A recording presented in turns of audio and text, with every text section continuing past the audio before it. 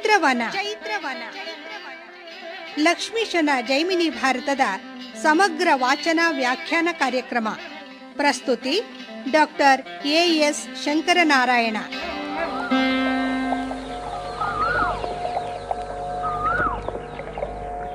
ಪ್ರಿಯ ಕೇಳಿಗರೆ, ನಿಮಗೆಲ್ಲರಿಗೂ ನಮಸ್ಕಾರಗಳು ಹಾಗೂ ಚೈತ್ರವನ ಕಾರ್ಯಕ್ರಮಕ್ಕೆ ಆತ್ಮೀಯವಾದ ಸ್ವಾಗತ. ಇಂದಿನ ಚೈತ್ರವನ ಕಾರ್ಯಕ್ರಮದಲ್ಲಿ 23ನೆಯ ಸಂಧಿಯ ಕೆಲ ಪದ್ಯಗಳ ವಾಚನ ಹಾಗೂ ವ್ಯಾಖ್ಯಾನವನ್ನು ಕೇಳಲಿದ್ದೀರಿ. ವಾಚನ ಮಾಡಲಿದ್ದಾರೆ ಶ್ರೀಮತಿ ಉಮಾ ಭಟ್, ವ್ಯಾಖ್ಯಾನ ಮಾಡಲಿದ್ದಾರೆ ಶ್ರೀ ರಾಮಸುಬ್ರಾಯ ಶೇಠ್. ಎಷ್ಟಂದರೂ ಕ್ಷತ್ರಿಯ ಧರ್ಮವಲ್ಲವೇ? ಶತ್ರು ಎಷ್ಟೇ ಬಲಾಢ್ಯನಾಗಿದ್ದರೂ ರಣರಂಗದಿಂದ ಹಿಂತಿರುಗುವಂತಿಲ್ಲ. ಅದಕ್ಕಾಗಿ ಅರ್ಜುನ ಕರ್ಣಜನನ್ನು ಕರೆದು ಹೇಳುತ್ತಾನೆ, ಹೋಗು, ಹಸ್ತಿನಾಪುರಕ್ಕೆ ಹೋಗು, ಮುರಹರನನ್ನು ಧರ್ಮಜನನ್ನು ಕಾಣು, ಇಲ್ಲಿಯ ಪರಿಸ್ಥಿತಿಯನ್ನು ವಿವರಿಸು, ನೀನು ಹೋಗಬೇಕು ಎಂದು ಹೇಳಿದಾಗ, ಬೇರೆಯವರಾಗಿದ್ದರೆ ಮಹದಾಜ್ಞೆ ಎಂದು ಹಸ್ತಿನಾಪುರಕ್ಕೆ ಹೊರಡುತ್ತಿದ್ದರೋ ಏನೋ.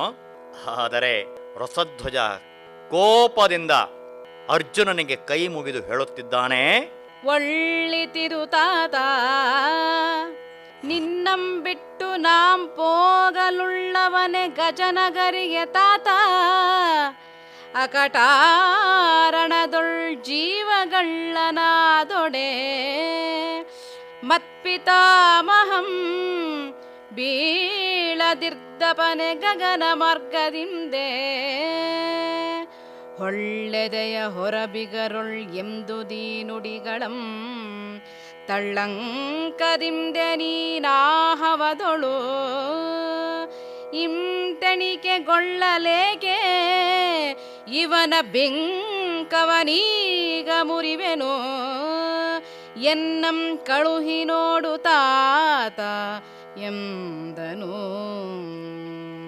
ಕೇಸರಿಯ ಉದರದಲ್ಲಿ ಕೇಸರಿಯಲ್ಲದೆ ಬೇರೆ ಪ್ರಾಣಿ ಜನಿಸುವುದುಂಟೆ? ಭಾಸ್ಕರ ಪುತ್ರನಾದ ಕರ್ಣನ ಮಗನಲ್ಲವೇ? ಏಕಾಂಗಿಯಾಗಿ ಹೋರಾಟವನ್ನು ಮಾಡಿ ಕೊನೆಗೆ ಶಾಪದಿಂದ ತಾನು ದೇಹತ್ಯಾಗ ಮಾಡುವಂಥ ಪರಿಸ್ಥಿತಿಯನ್ನು ತಂದುಕೊಂಡಿರುವಂಥ ಕರ್ಣಜ ಹೇಳುತ್ತಿದ್ದಾನೆ, ಛೇ, ನಿನ್ನನ್ನ ಬಿಟ್ಟು ನಾನು ಹಸ್ತಿನಾಪುರಕ್ಕೆ ಹೋಗಬೇಕೇ? ಖಂಡಿತವಾಗಿಯೂ ಸಾಧ್ಯವಿಲ್ಲ. ನಾನು ಆ ರೀತಿಯಲ್ಲಿ ಹೋದರೆ ಜೀವಗಳ್ಳನಾಗುತ್ತೇನೆ, ಹೇಡಿಯಾಗುತ್ತೇನೆ. ಕ್ಷತ್ರಿಯರಿಗೆ ಒಂದೇ ಗೆಲುವು ಇಲ್ಲ, ಸಾವು, ಸೋಲು ಅನ್ನುವುದು ಅವರಿಗೆ ಇಲ್ಲವೇ ಇಲ್ಲ. ಹಾಗಾಗಿ ಹೇಳುತ್ತಾನೆ ವೃಷಕೇತು, ತಂದೆ ನೀನು ಯೋಚನೆ ಮಾಡಬೇಡ, ಆತನ ಪೌರುಷವನ್ನ ನಾನು ಕ್ಷಣ ಮಾತ್ರದಲ್ಲೇ ಕರಗಿಸಿ ಅವನನ್ನು ಸೋಲಿಸುತ್ತೇನೆ, ನಿನಗೆ ಜಯವನ್ನುಂಟು ಮಾಡುತ್ತೇನೆ ಎಂದು ವೀರಾವೇಶದಿಂದ ಹೇಳುತ್ತಾನೆ. ಆಗ ತಂದೆಗೋ ಸುಗ ಮಾಳ್ದನವಸರಕೆ ಗೋ ನಿಮಿತ್ತಂ ದೇವ ವಿಪ್ರಾರ್ಥಕೆ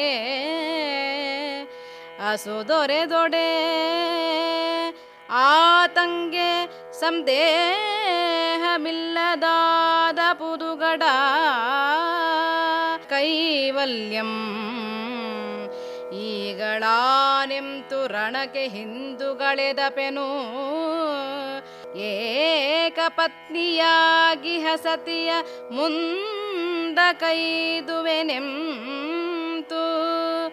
ಭಾನು ಸಂಭವನ ಸುತನೆಂದೆನಿಸಿಕೊಂಬೆನು ಅಂತೆ ಅನೃತಮಂ ನುಡಿವನಲ್ಲ ಆಹವಕ್ಕೆ ಕಳುಹೆಂದನು.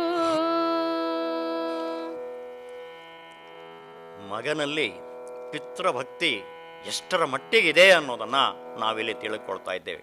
ಹೇಳ್ತಾನೆ ವೃಷಕೇತು, ನಾನು ಈ ರೀತಿಯಲ್ಲಿ ಹಿಂಜರಿದು ಹಸ್ತಿನಾಪುರಕ್ಕೆ ಹೋದರೆ ಅಲ್ಲಿ ನನ್ನ ತಂದೆ ಏನಂದುಕೊಳ್ತಾನೆ? ಮಹಾಪತಿವ್ರತೆಯಾಗಿರುವಂಥ ತಾಯಿಯ ಗರ್ಭದಲ್ಲಿ ಜನಿಸಿದ ನಾನು, ಪತಿವ್ರತೆಯಾಗಿರುವಂಥ ಪತ್ನಿಯನ್ನ ಹೊಂದಿರುವಂಥ ನಾನು ನಿನ್ನೊಬ್ಬನನ್ನ ಈ ರೀತಿ ರಣಾಂಗಣದಲ್ಲಿ ಬಿಟ್ಟು ಜೀವಗಳನ್ನಾಗಿ ಹೋದರೆ ಖಂಡಿತವಾಗಿ ಇದು ಕ್ಷತ್ರಿಯ ಧರ್ಮಕ್ಕೆ ಅಪಮಾನವೆಸಗಿದಂತೆ.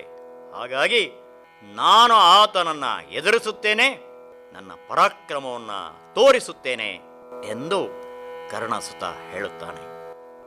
ಮಂದಿ ಸಹಿತಿ ಬಬ್ರುವಾಹನಂ ಬರಲಿ ನಾನಿಂದು ರಣದೊಳ್ ನಿನ್ನ ಕಂಗಳ್ಗೆ ಹಬ್ಬಮಂ ತಂದಲ್ಲದಿರೆನೋ ಎಂದು ವೃಷಕೇತು ಬಲ್ಪಿಂ ಧನಂಜಯಂಗೆರಗಿ ಬಳಿಕ ಪೊಂದೇರ್ಗೆ ಅಡರ್ದು ನಿಜ ಚಾಪಮಂ ತುಡುಕಿ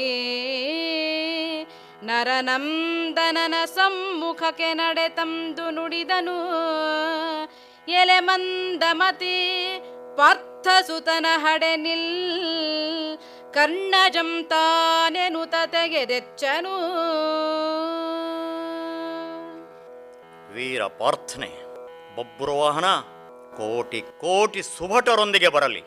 ಆದರೆ ನಾನಿಂದು ನಿನ್ನ ಕಣ್ಣಿಗೆ ಹಬ್ಬವನ್ನುಂಟು ಮಾಡುವಂತೆ ಅಥವಾ ನಮ್ಮ ಸೈನ್ಯಕ್ಕೆ ಜಯವನ್ನುಂಟು ಮಾಡುವಂತೆ ಮಾಡುತ್ತೇನೆ. ಆತನು ಎಂತಹ ಬಲಾಢ್ಯನಾಗಿರಲಿ ಎಂದು ಆತನ ಎದುರಿಗೆ ನಿಂದು ತನ್ನ ದಿವ್ಯವಾದ ಅಸ್ತ್ರಗಳನ್ನು ಬಿಡುತ್ತಿದ್ದಾನೆ. ಮಂದಮತಿ, ಪಾರ್ಥಸುತ ನಿಲ್ಲು ಎಂದು ಆತನನ್ನು ತಡೆಯುತ್ತಿದ್ದಾನೆ. ಮುಂದೆ ಲೇಸನಾಡಿದೆ ಕರ್ಣಸುತನಾದೊಡೆ ಒಳ್ಳಿತೈ ವಾಸಿಯುಳ್ಳವನಪ್ಪ ಫಲುಗುಣಂ ಕೊಂದನಲ್ಲ ಸಮರದೊಳ್ ನಿನ್ನ ತಾತನಂ ತನಗೆ ನೀನಿದಿರಪ್ಪುದು ಚಿತಂ ಎನುತೆ ಸೂಸಿದಂ ಕಣೆಗಳಂ ಬಬ್ರುವಾಹನಂ ಅದಂ ನೇಸರಣುಗನಸುತಂ ಬರೆಗೈದು ಪಾರ್ಥಿಯಂ ಗಾಸಿ ಮಾಡಿದನು ಅಂಬುಗಳ ಮಳೆಯೊಳು ಗಾಸಿ ಮಾಡಿಹನು ಅವನು ಈತನಂ ಮುಸುಕಿದಂ ಶರದೊಳು. ಇಲ್ಲಿ ಬಬ್ರುವಾಹನ ಆತನನ್ನು ಛೇಡಿಸುತ್ತ ಮಾತನಾಡುತ್ತಿದ್ದಾನೆ. ಒಳ್ಳೆಯದೇ ಆಯಿತು, ನೀನು ಕರ್ಣಸುತನಲ್ಲವೇ? ನಿಜ, ಕರ್ಣನನ್ನು ನನ್ನ ತಂದೆ ಕೊಂದಿದ್ದಾನೆ. ಈಗ ಕರ್ಣಸುತನನ್ನು ಆತನ ಸುತ ಅಂದರೆ ಅರ್ಜುನನ ಸುತನಾದ ಬಬ್ರುವಾಹನ ಕೊಲ್ಲುತ್ತಾನೆ. ಹಾಗಾಗಿ ನೀನು ಯುದ್ಧಕ್ಕೆ ಬಂದಿದ್ದು ಅತ್ಯಂತ ಅರ್ಥಪೂರ್ಣವಾಗಿದೆ ಅಂತ ಆತನನ್ನು ನಿಂದಿಸುತ್ತಾ ಛೇಡಿಸುತ್ತಾ ದಿವ್ಯಾಸ್ತ್ರಗಳನ್ನು ಪ್ರಯೋಗಿಸಲು ಪ್ರಾರಂಭಿಸುತ್ತಾನೆ. ರಣಾಂಗಣ ಅತ್ಯಂತ ಘೋರವಾಗಿ ನಡೆಯುತ್ತಿದೆ. ಇಸುವರು ಎಚ್ಚಂಬುಗಳನ್ನು ಎಡೆಯೊಳು ಇಕ್ಕಡಿಗೈವರು ಇಸುವರು ಓರೋರ್ವರಂ ಗಾಯಗಾಣಿಸಿ ಕೆರಳ್ದಿಸುವರು ಅಶ್ವ ಧ್ವಜ ವರೂಥ ಸಾರಥಿಗಳಂ ತರಿದು ಇಳೆಗುರುಳ್ಚಿ ಕೂಡೆಯಿಸುವರು ಒಮ್ಮೊಮ್ಮೆ ಮೈ ಮರೆದು ಚೇತರಿಸಿಕೊಂಡು ಇಸುವರಾಜ್ಞೇಯಾದಿ ದಿವ್ಯಾಸ್ತ್ರ ನಿಕರದಿಂದ ಇಸುವರಿಂ ತಿವರ ಸರಿಬರಿಗೆ ಬಾಣಂಗಳಂ ಕರ್ಣಪಾರ್ಥ ಸುತರು. ಈಗ ಕವಿ ಇನ್ನೊಂದು ಹೋರಾಟವನ್ನು ವರ್ಣಿಸ್ತಾ ಇದ್ದಾನೆ. ಯಾಕಂತಂದರೆ ಕರ್ಣಾರ್ಜುನರ ಕಾಳಗ ಅಂದು ನಡೆದಿತ್ತು.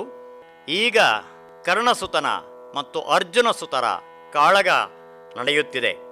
ಈತ ಬಿಟ್ಟ ಅಂಬಿಗೆ ಆತ ಇನ್ನೊಂದು ಅಂಬನ ಬಿಡುತ್ತಿದ್ದಾನೆ. ಆಗ್ನೇಯಾಸ್ತ್ರ ಈತ ಬಿಟ್ಟರೆ ವರ್ಣಾಸ್ತ್ರದಿಂದ ಅದನ್ನು ಅಳವಡಿಸಿಕೊಳ್ಳುತ್ತಿದ್ದಾನೆ. ಈ ರೀತಿಯಲ್ಲಿ ಯಾರೂ ಮೇಲಿಲ್ಲ ಯಾರೂ ಕೆಳಗಿಲ್ಲ ಅನ್ನುವಂಥ ರೀತಿಯಲ್ಲಿ ಒಬ್ಬರಿಗೊಬ್ಬರು ಶಸ್ತ್ರಾಸ್ತ್ರಗಳ ವಿನಿಮಯ ಮಾಡಿಕೊಳ್ಳುತ್ತಿದ್ದಾರೆ. ಆತ ಬಿಟ್ಟ ಅಸ್ತ್ರವನ್ನು ಈತ ಮಧ್ಯದಲ್ಲಿ ಕತ್ತರಿಸುತ್ತಿದ್ದಾನೆ. ಯುದ್ಧ ಅತ್ಯಂತ ಘೋರವಾಗಿ ನಡೆಯುತ್ತಿರುವಂಥ ಸಂದರ್ಭ. ಅಂದಾದ ಕರ್ಣಾರ್ಜುನರ ಕಾಳಗವನು ಅವರ ನಂದನರ್ ನಿರ್ಣಿಸುತ್ತಿದ್ದರನೆ ಶಸ್ತ್ರಾಸ್ತ್ರದಿಂದೆ ಶರಸಂಧಾನ ಸತ್ಯ ಸಾಹಸ ಲಕ್ಷ್ಯಲಳಿ ಲಾಘವಂಗಳಿಂದೆ ಮುಂದುವರಿವಗ್ಗಳಿಕೆ ಮುಳಿಸು ಮೂದಲೆ ಮೋಡಿ ಬಂದಿಭಾರಣೆ ಪಿಂಕ ಬೆಸೆ ಚಮತ್ಕಾರಂಗಳಿಂದ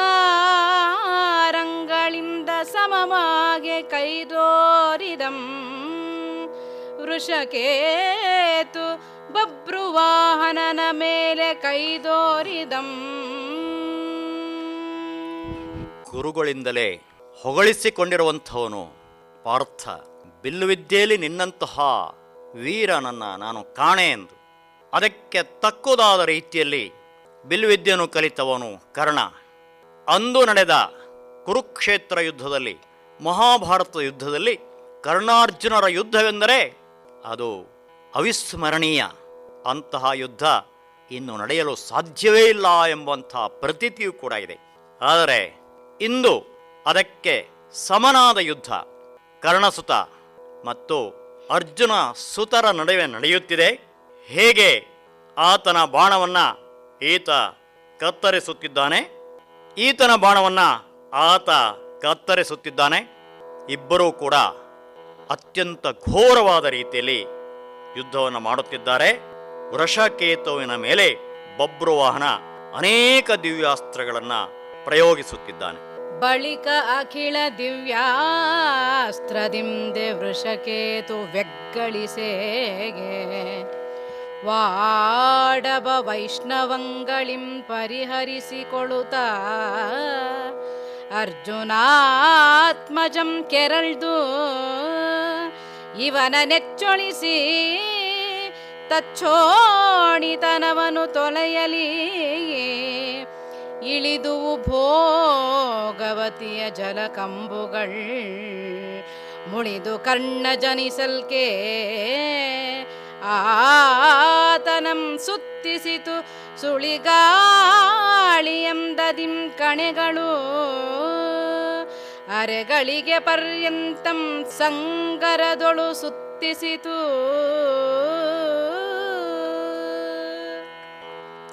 ವೃಷಕೇತು ತನ್ನಲ್ಲಿರುವಂಥ ದಿವ್ಯಾಸ್ತ್ರಗಳನ್ನೆಲ್ಲ ಬಭ್ರುವಾಹನ ಮೇಲೆ ಪ್ರಯೋಗ ಮಾಡುತ್ತಿದ್ದಾನೆ.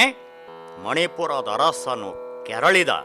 ತನ್ನಲ್ಲಿರುವಂತಹ ದಿವ್ಯಾಸ್ತ್ರವನ್ನು ಪ್ರಯೋಗಿಸಿ ಆತನನ್ನ ನಭೋಮಂಡಲಕ್ಕೆ ಎತ್ತಿಕೊಂಡು ಹೋಗಿ ಅಲ್ಲಿ ಸುಂಟರ ಗಾಳಿ ಬಂದಂತೆ ಗಿರಗಿರನೆ ತಿರುಗಿಸಿ ಮತ್ತೆ ಧರೆಗುರುಳುವಂತೆ ಮಾಡಿದ. ಒಮ್ಮೆ ವೃಷಕೇತುವಿಗೆ ಆಶ್ಚರ್ಯವಾಯಿತು.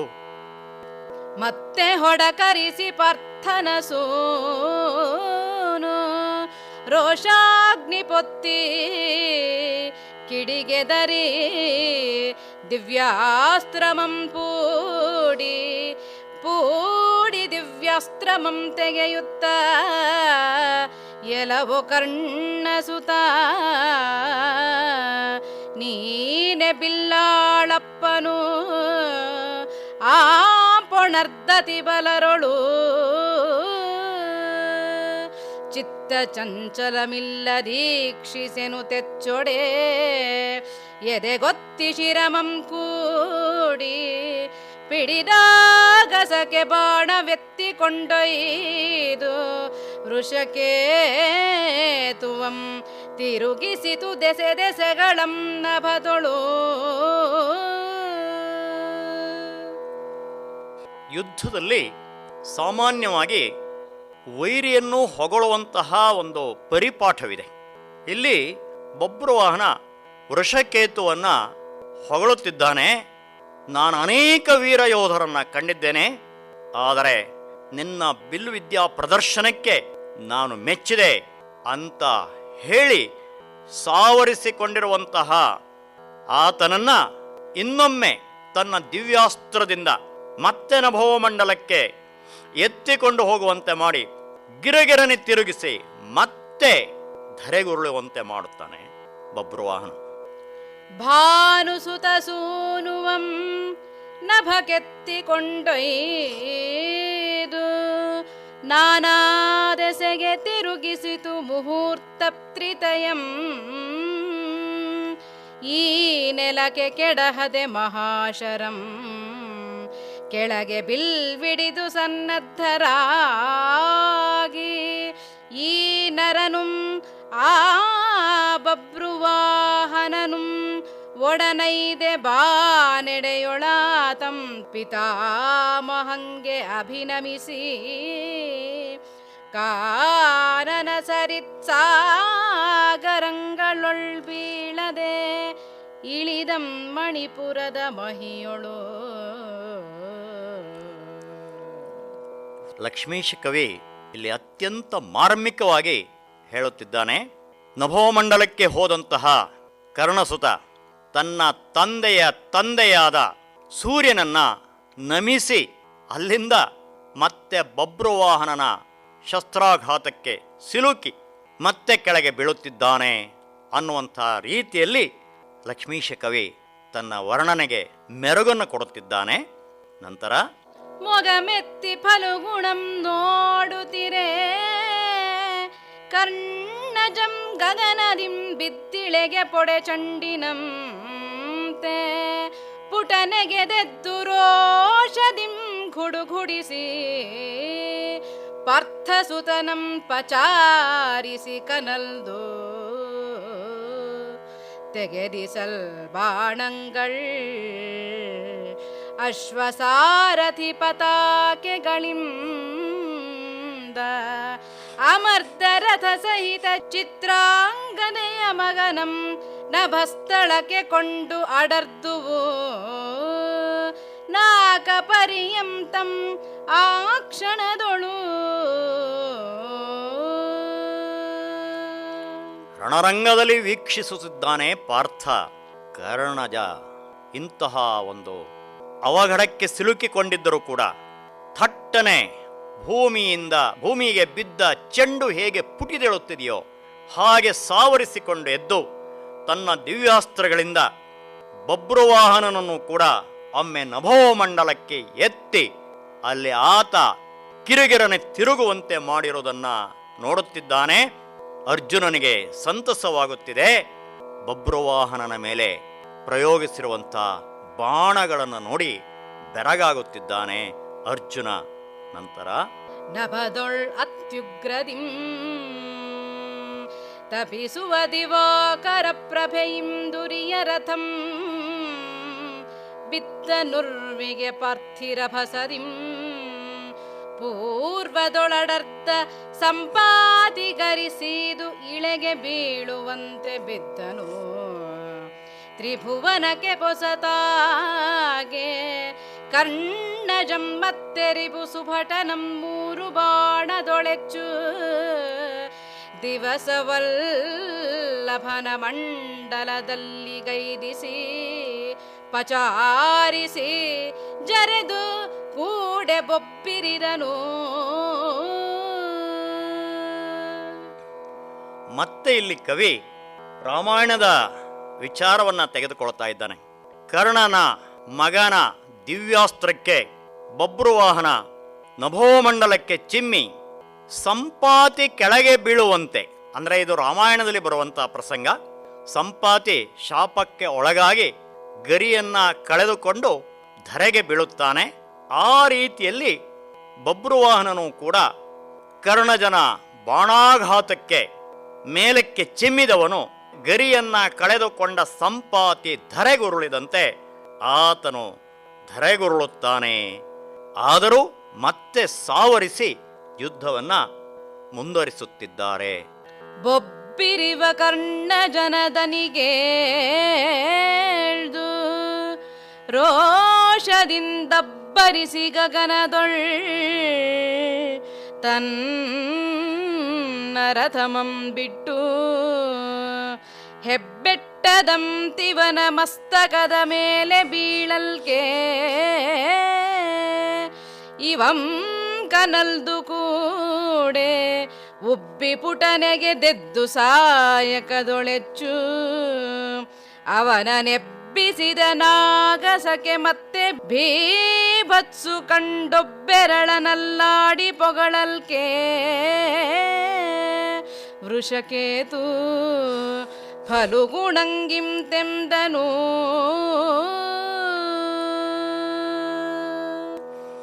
ಸಂಕಟ ಬಂದಾಗ ವೆಂಕಟರಮಣ ಅನ್ನುವ ಪ್ರತೀತಿ ಇದೆ. ಸುಖದಲ್ಲಿ ಶಿವನನ್ನು ಧ್ಯಾನಿಸುವುದು ಅತಿ ವಿರಳ. ಅಂತೆಯೇ ದೈವವನ್ನು ಮರೆತವನು ಸಂಕಟಗಳಿಗೆ ಗುರಿಯಾಗಬೇಕಾಗುತ್ತದೆ ಎನ್ನುವ ಈ ಒಂದು ನೀತಿಯನ್ನು ಇದರಿಂದ ನಾವು ತಿಳಿದುಕೊಳ್ಳಬಹುದು. ರಥ ಸಮೇತ ಮೇಲಕ್ಕೇರಿದ ಬಬ್ರುವಾಹನನು ಬೊಬ್ಬೆ ಹೊಡೆಯುತ್ತಿರುವ ಕರ್ಣಸುತನಾದ ವೃಷಕೇತುವಿನ ಮಸ್ತಕದ ಮೇಲೆ ದಪ್ಪೆಂದು ಬಿದ್ದೊಡನೆ ವೃಷಕೇತು ನೋವಿನಿಂದ ನರಳಿದ. ಮತ್ತೆ ಅಸ್ತ್ರಗಳಿಂದ ಅವನು ಘಾತಿಸಿದಾಗ ವೃಷಕೇತು ಪಾರ್ಥನನ್ನು ಕುರಿತು ಹೇಳುತ್ತಿದ್ದಾನೆ. ಏನೆಂದರೆ, ತಾತನೋಡು ದುರಣದೊಳ್ತೇರಗಾಲಿ ವಸುಧಾ ತಳದೊಳು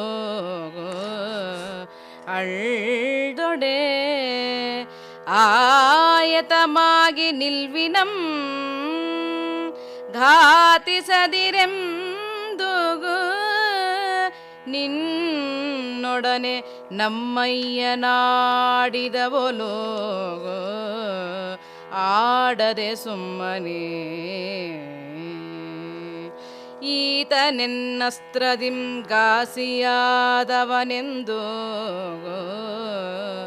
ಮಾತಾಡುವ ಅನಿತರೊಳ್ ಮತ್ತಿವನ ಮೇಲೆ ಬಂದಾತ ಬೀಳಲ್ ನೊಂದರೋ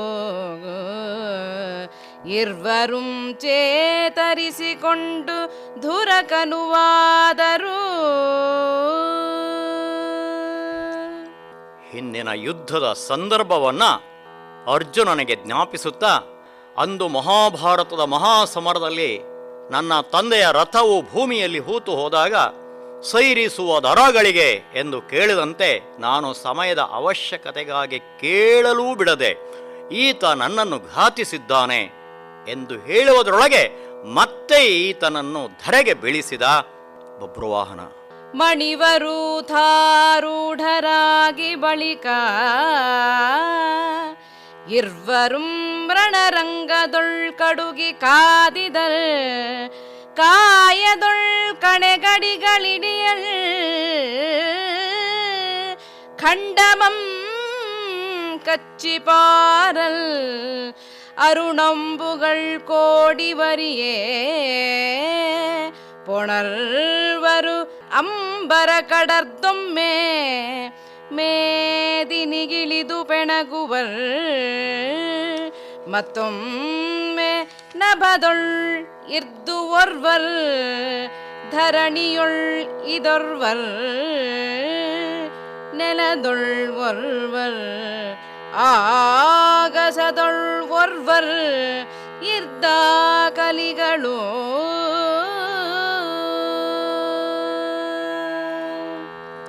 ಆಯಾಸವನ್ನೇ ಅರಿಯದ ಇಬ್ಬರು ಯೋಧರು ಸಾವರಿಸಿ ಸುಧಾರಿಸಿಕೊಂಡು ಮಣಿಖಚಿತವಾದ ರಥವನ್ನೇರಿ ಘೋರ ಸಮರಕ್ಕೆ ಮುಂದಾಗುತ್ತಿದ್ದಾರೆ. ಒಮ್ಮೆ ಭೂಮಿಯ ಮೇಲೆ ಇವರ ಕದನವಾದರೆ ಮತ್ತೊಮ್ಮೆ ಅಂತರಿಕ್ಷದಲ್ಲಿ, ಮಗದೊಮ್ಮೆ ಮಧ್ಯ ಮಾರ್ಗದಲ್ಲಿ ಈ ರೀತಿ ಕಲಿಗಳ ಕದನ ಕಂಡು ವಿಸ್ಮಿತರಾಗಿದ್ದಾರೆ. ಸೇನೆಗಳೆಲ್ಲ ಉಘೇ ಉಘೇ ಎಂದು ಜಯಘೋಷವನ್ನು ಮಾಡುತ್ತಿದೆ. ಭೂಪ ಕೇಳು ಇಂತೈದು ದಿನ ಮೈದೆ ಕಾದಿದಳ್ ಚಾಪ ವಿದ್ಯಾ ಪ್ರವೀಣಳ್ ಬಳಿಕ ಪಾರ್ಥಜಂ ಭಾಪುರೇ ವೃಷಕೇತು ನೀನೇ ಪಟುಭಟನಪ್ಪೆ ಲೋಕದೊಳ್ ಸಾಕು ಎದೆಯೊಳ್ ಶ್ರೀಪತಿ ಧ್ಯಾನಮಂ ಮಾಡೆನುತೆ ತೆಗೆದಿಸಲ್ ಕೋಪದಿಂ ದಾಕಣೆಯನು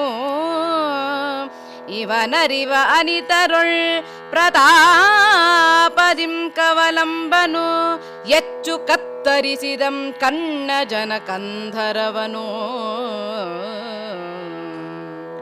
ಮತ್ತೆ ಕವಿ ಕದನದ ವಿಸ್ತಾರವನ್ನು ತಿಳಿಸುತ್ತಾ ಒಂದೇ ಸವನೆ 5 ದಿನಗಳವರೆಗೆ ಅವರ ಕಾದಾಟ ನಡೆದಿತ್ತು ಎಂದು ಹೇಳುತ್ತಾ ಕೊನೆಗೆ ಮಣಿಪುರದ ಅರಸು ಕರ್ಣಸುತನನ್ನು ಪ್ರಶಂಸಿಸುತ್ತಾ, ಎಲೈ ವೃಷಕೇತು, ನಿನ್ನ ಯುದ್ಧ ಕೌಶಲ್ಯಕ್ಕೆ ನಾನು ಬೆರಗಾದೆ.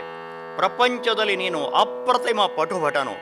ನಿನ್ನ ರಕ್ಷಣೆಯಾಗಬೇಕಾದರೆ ಪಾಂಡವ ಪ್ರಾಣರಕ್ಷಕನಾದ ಆ ಮಹಾವಿಷ್ಣುವಿನ ಅವತಾರಿಯಾದ ಶ್ರೀಪತಿಯನ್ನು ಧ್ಯಾನಿಸು ಎಂದು ಹೇಳುತ್ತಿದ್ದಂತೆ ತನ್ನಲ್ಲಿದ್ದ ಹರಿತವಾದ ಅನೇಕ ಕವಲುಗಳಿಂದ ಕೂಡಿದ ಆಯುಧವು ಕರ್ಣಜನ ಕತ್ತನ್ನು ಕತ್ತರಿಸಿಬಿಟ್ಟಿತು. ಕಡಿದು ಕವಲಂಬುಗಿಯೇ ಕರ್ಣಜನ ತಲೆ ನಭಕ್ಕೆ ಸಿಡಿದು ಕಂತುಕದಂತೆ ಬಂದು ಬಿದ್ದುದು ಪಾರ್ಥನಡಿಗೆ. ನಾರಾಯಣ ಮುಕುಂದ ಮಾಧವ ಎನ್ನುತ್ತೇ ಮುಂಡವತಿ ವೇಗದಿಂದೆ ಬಂದು ಬಿದ್ದುದು. ನಡೆದು ರಣದೊಳ್ ಮಣಿಪುರೇಂದ್ರನಂ ಪೊಯ್ದು ಇಳೆಗೆ ಕೆಡಹಿ ಪಡೆಯೆಲ್ಲ ಮಂಸದೆದು ಉರುಳ್ದುದು. ನರಂ ಪಿಡಿದೆರಡು ಕೈಗಳಿಂದ ಆ ಶಿರವನು ಎತ್ತಿಕೊಂಡು ಈಕ್ಷಿಸುತ್ತ ಅಳಲ್ದನಂದು. ದಿವ್ಯ ಶರದಿಂದ ಕತ್ತರಿಸಲ್ಪಟ್ಟ ವೃಷಕೇತುವಿನ ಶಿರವು ನಭೋಮಂಡಲಕ್ಕೆ ಚಿಮ್ಮಿ ನಂತರ ನರನ ಬಳಿಗೆ ನಾರಾಯಣ ಮುಕುಂದ ಮಾಧವ ಮಧುಸೂದನ ಎನ್ನುತ್ತ ವೇಗದಿಂದ ಬಿದ್ದಿತು. ಕರ್ಣಜನ ಶಿರವನ್ನ ಕಂಡು ವಜ್ರಾಘಾತದಿಂದ ಕಲಿಪಾರ್ಥ ಕನಲ್ದ, ದುಃಖಿಸಿದ, ಚಿಂತಿಸಿದ. ಅಂತಹ ಸಂದರ್ಭದಲ್ಲಿ ಬಿಟ್ಟ ಕಂಗಳ್ ಬಿಗಿದ ಪುರ್ಪುಗಳ್ ಪೆರೆನೊಸಲ ಬೊಟ್ಟು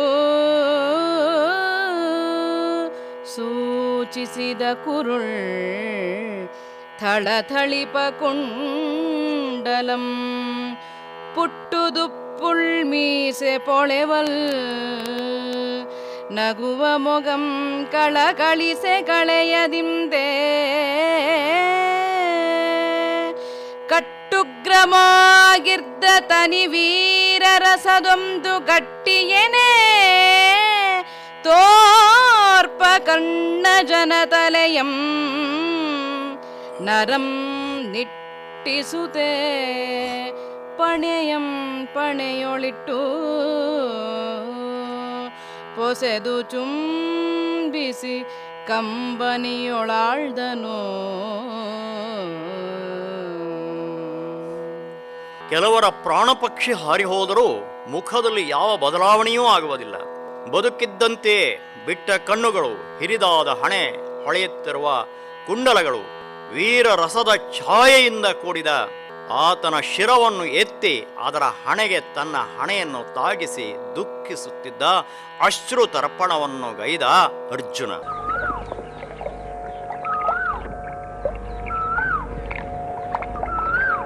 ಇದುವರೆಗೆ ಲಕ್ಷ್ಮೀಶನ ಜೈಮಿನಿ ಭಾರತದ 23ನೆಯ ಸಂಧಿಯ ಕೆಲ ಪದ್ಯಗಳ ವಾಚನ ಹಾಗೂ ವ್ಯಾಖ್ಯಾನವನ್ನು ಕೇಳಿದಿರಿ.